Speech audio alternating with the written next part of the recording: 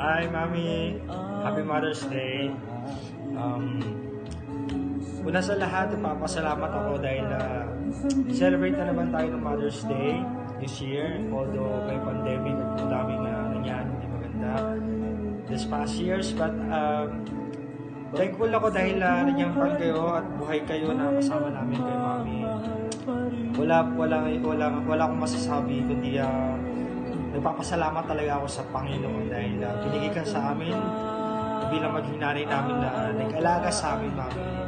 Dalain ko na mababa ang buhay mo ni Daddy at bigyan kayo ng magandang kalusugan at mas makilala niyo ang ating Panginoon sa inyong mga buhay at yung mga natitirang buhay niyo dito sa mundo, maalay niyo sa ating Panginoon.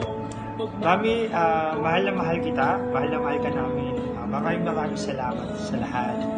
Happy Mother's Day. God bless us always, Mami. Mwah! From Saudi with love.